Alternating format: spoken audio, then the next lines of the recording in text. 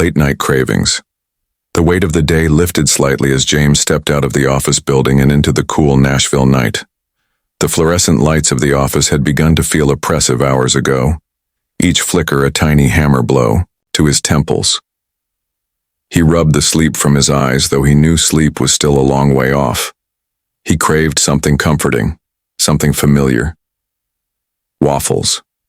Yes, that was it. The Waffle House beacon glowed in the distance, a warm promise against the inky sky. James pulled into the parking lot, the gravel crunching under his tires a welcome sound. He killed the engine and sat for a moment, gathering himself. The air smelled of grease and possibility. He pushed open the glass door, the familiar chime a comforting welcome. The aroma of sizzling bacon and sweet syrup washed over him, instantly, easing the tension in his shoulders. May, her hair pulled back in a neat bun and a pencil tucked behind her ear, stood behind the counter, her face lighting up when she saw him. "James, honey, you look like you've been through the ringer." "Pull." "Up a stool, the usual?" "Please, May," he sighed, gratefully sliding onto his favorite stool. "Just what the doctor ordered." May chuckled, her eyes crinkling at the corners. "Dr. Waffle House, at your service. Coffee?" "Black, please. Extra strong." She poured him a cup, the rich, dark liquid steaming invitingly. "Rough day?" James took a sip, the bitterness waking him up a little. "You have no idea. End of quarter reports, enough numbers to make your head spin." May shook her head sympathetically. "Sounds awful. Well, you just relax. I'll get those waffles going. You earned 'em." She scribbled on her order pad, her movements quick and efficient. "Anything else I can get for you, sweetie?" "Just the waffles, May, and maybe a little peace and quiet." He wasn't really expecting peace and quiet at this hour, but he could hope. He just wanted to unwind. He really hoped that he would be able to actually enjoy his waffles tonight. A quiet night shift. May hummed along to the ancient country song, crackling through the Waffle House speakers as she topped off Earl's coffee. "Heard your grandson made the team, Earl. Quarterback, right? Gonna be famous." Earl beamed, his wrinkles deepening. "That's right, May. Gonna be bigger than Brady, that boy is." She chuckled, moving down the counter to refill Betty's cup. "Easy now, Earl. Let's not get ahead of ourselves. Betty, you want the usual pecan waffle this morning?" Betty, a woman whose beehive hairstyle hadn't changed since the Eisenhower administration, nodded, her eyes glued to the television mounted in the corner, currently showing a static-filled infomercial for a Miracle Mop. The usual 3 a.m. crowd was in full swing. Truckers nursing lukewarm coffee, insomniacs staring blankly ahead, and the occasional lost soul seeking refuge from the cold night. Except for Cal. He sat hunched in Booth 7, a dark island in the sea of late-night diners. A single coffee sat untouched before him, reflecting the neon glow of the open sign in its dark surface. He was muttering, a low, frantic hum that barely registered over the sizzle of the grill and the drone of the television. May wiped down the counter, her eyes flicking towards Cal. He was agitated, his hands twitching in his lap. She couldn't make out the words, but the intensity of his whispers sent a shiver crawling down her spine. This wasn't just run-of-the-mill crazy, this was something else, something brewing. She poured herself a cup of coffee, the rich aroma a brief comfort. "Everything okay over there, Cal?" she called out, her voice carefully neutral. Cal startled, his head snapping up. His eyes, usually dull and unfocused, were wide and bright, with a strange energy. "They're watching," he hissed, his voice barely a whisper. "They're always watching. And they know." May frowned, her hand instinctively reaching for the heavy spatula beside the grill. The spatula felt reassuringly solid, in her grip. "Who's watching, Cal?" she asked, keeping her voice calm. "Who knows what?" He just shook his head, his eyes darting around the room, landing on each of the other patrons before skittering away. "You wouldn't understand," he muttered, returning to his silent, frantic whispers. The air in the Waffle House, normally thick, with the scent of syrup and bacon, now felt heavy, charged with an unseen energy. The door swings open. The clatter of forks against plates, the sizzle from the grill, and May's booming laughter usually filled the Waffle House at this hour. But then Cal moved. It wasn't a natural shift, not like someone stretching or reaching for the sugar. It was abrupt. One moment he was hunched over his scattered hash browns. The next he was standing, chair scraping against the linoleum with a screech that momentarily drowned out the low hum of the radio. James, halfway through a bite of his bacon cheesesteak melt, paused, fork suspended in midair. Cal's eyes were wide, unfocused, like he was staring at something only he could see. A bead of sweat trickled down his temple. Then came the rifle. It materialized from beneath his oversized coat, something big and black and impossibly out of place amidst the checkered floors and syrup dispensers. James's stomach lurched. He hadn't even registered Cal wearing a coat. A woman screamed, not a sharp, piercing shriek, but a raw, guttural sound of pure terror. It ripped through the restaurant like a physical force. The sizzle of the grill seemed to amplify into a deafening roar. The scent of frying bacon, previously comforting, now felt cloying, suffocating.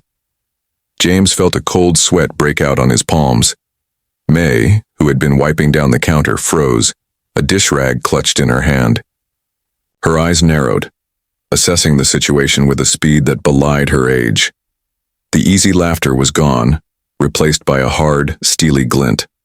Another scream, this one followed by the unmistakable sound of chairs toppling as people scrambled for cover. The Waffle House, moments ago a haven of late-night comfort, was now a scene of utter chaos. James felt a strange detachment, like he was watching a movie unfold in slow motion. Cal still hadn't moved, hadn't spoken. He just stood there, gripping the rifle, his eyes blank, lost in whatever nightmare had taken hold of him, hiding in fear. The first blast ripped through the air like an angry firecracker, instantly unraveling the Waffle House's familiar drone into a chaotic screech. James, immersed in dissecting the Titan's chances, initially dismissed it, then followed, a staccato burst, each detonation sharper, nearer.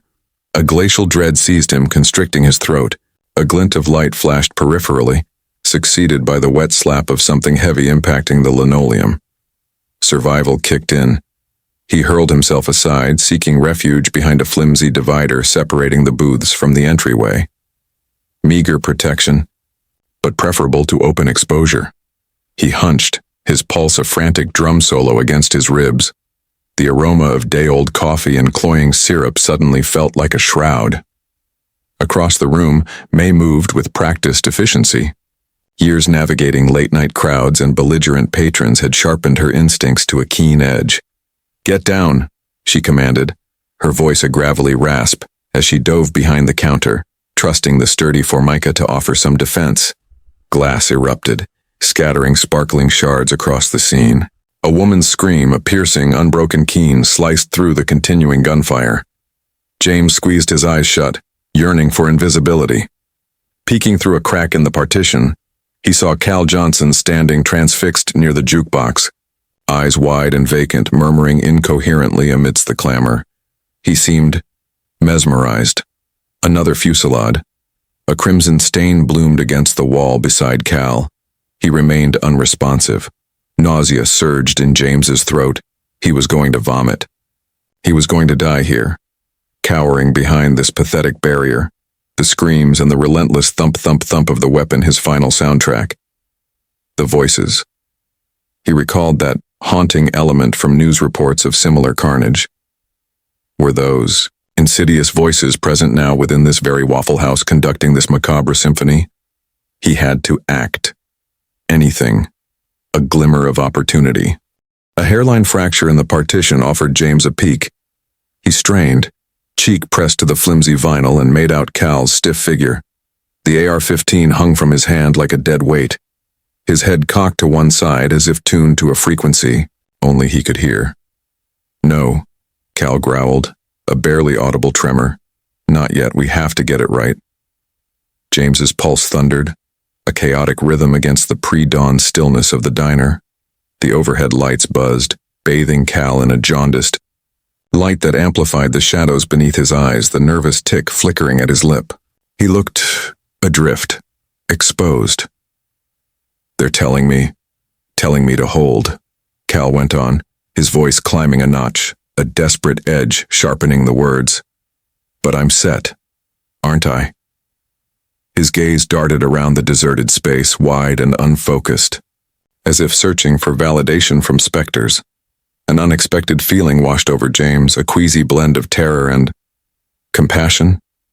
This wasn't the demon conjured in his mind. This was a fractured soul, balanced precariously on a precipice. This was his moment. All his research had suggested that Cal was controlled by external voices, the plan he referred to. It was playing out almost exactly as predicted. He'd have a heartbeat, maybe two. But that hesitation, that internal battle etched on Cal's face, was a sliver of hope in the oppressive gloom.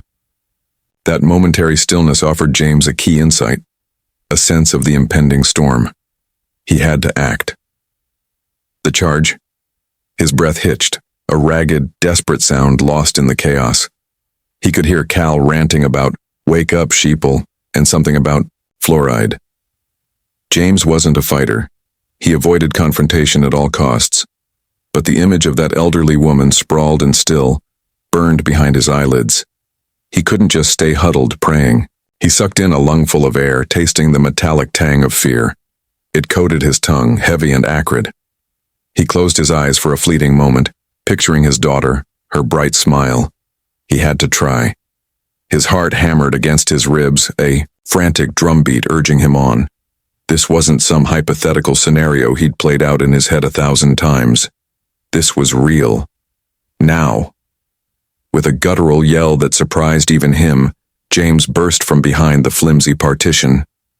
The sound tore through the gunman's tirade. Cal's head snapped up, eyes wide with surprise. For a split second, the AR-15 wavering in his grip. James ran.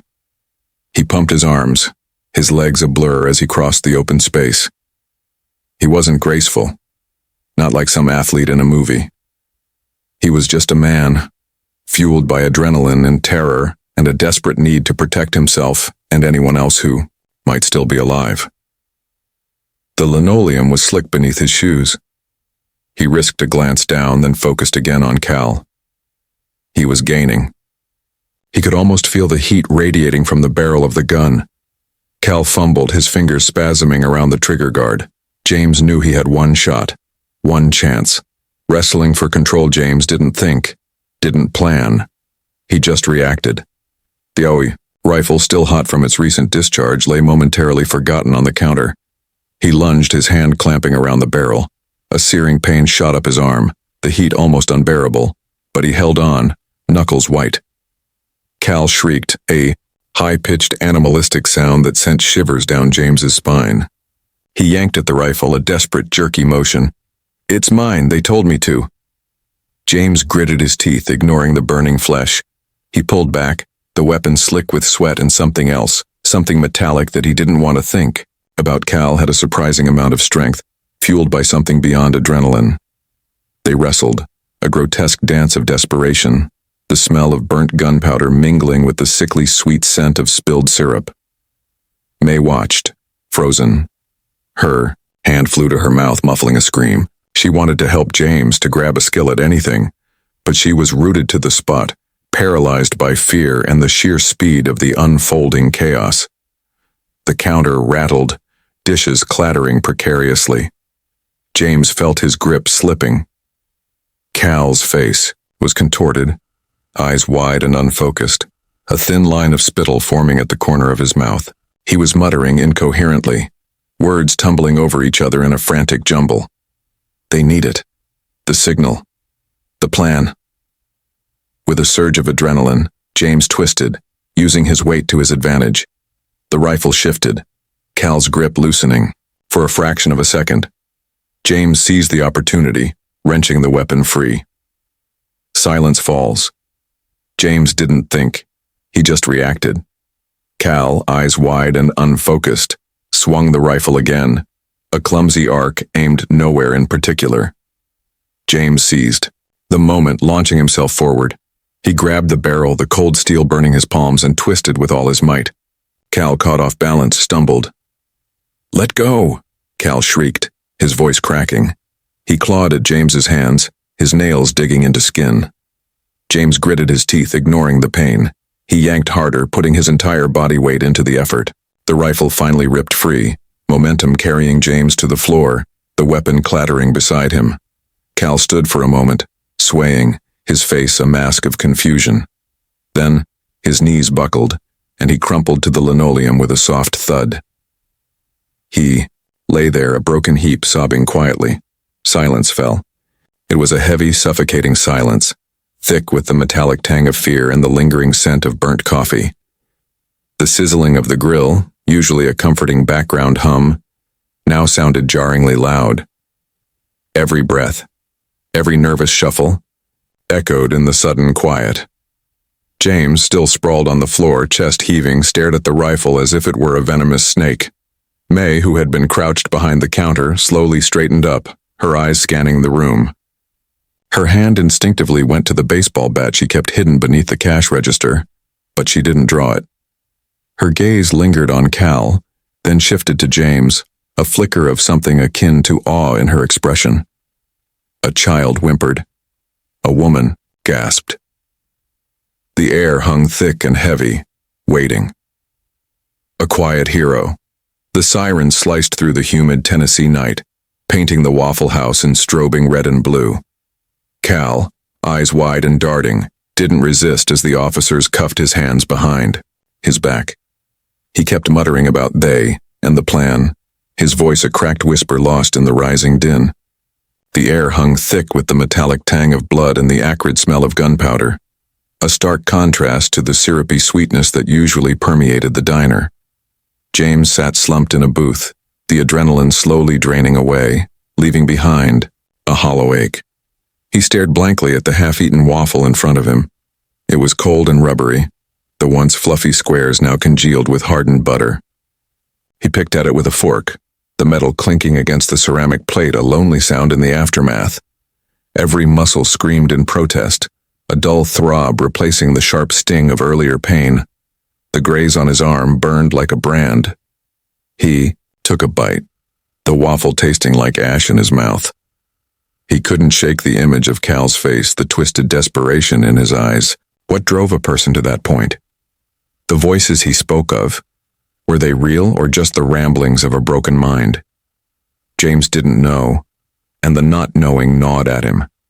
He wished he could unhear those words, unsee the carnage, unfeel the weight of the AR-15 in his hands. May approached his booth, her usually bright eyes shadowed with concern. She placed a hand on his shoulder, her touch surprisingly gentle. "You okay, honey?" James shrugged, unable to meet her gaze. "Just trying to process it all." "You were incredible, James," May said, her voice thick with emotion. "You saved us, you're a hero."